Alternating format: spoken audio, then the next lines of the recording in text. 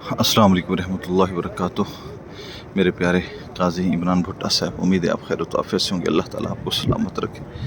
الحمدللہ اللہ تعالیٰ کے فضل و کرم سے اللہ تعالیٰ نے ابھی عصر کی نماز کے بعد معجز شریف پہ جانے کی توفیق عطا کی ہے۔ تو آپ صلی اللہ علیہ وسلم کی بارگاہ میں آپ کی طرف سے میں نے صلاۃ والسلام عرض کر دیا ہے، اور ابھی بھی آپ کے لیے درود شریف پڑھ رہا ہوں اور بہت ساری دعائیں کی ہیں۔ اللہ تعالیٰ آپ کو سلامت رکھیں، صحت و عافیت کے ساتھ رکھیں۔ اللہ تمام پریشانیاں دور فرمائے، اللہ تمام مشکلات دور فرمائے، اللہ تعالیٰ خیر والے معاملات فرمائے۔ اللہ آپ کے والد صاحب کو بھی صحت عطا فرمائے، ان کا سایہ آپ کے سروں پہ قائم دائم فرمائے۔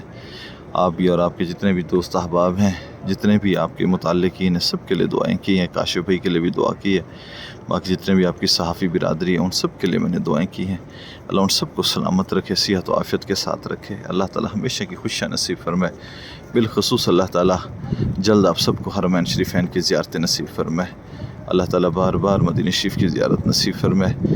بہت ساری دعائیں مانگی ہیں آپ کے لیے، اللہ اپنی بارگاہ میں قبول و منظور فرمائے۔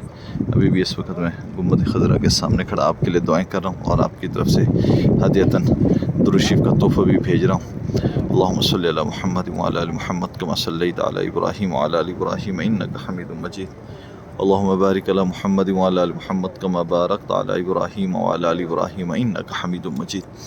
آپ بھی زیارت کریں، اپنے دوست احبابوں کو بھی زیارت کروائیں، اور اپنی آنکھوں کو ٹھنڈا کریں، اپنی روح کو ٹھنڈا کریں، روح تازہ کریں۔ خدا کی قسم گنبد خضرا پہ جب نظر پڑتی ہے تو دل کو سکون مل جاتا ہے۔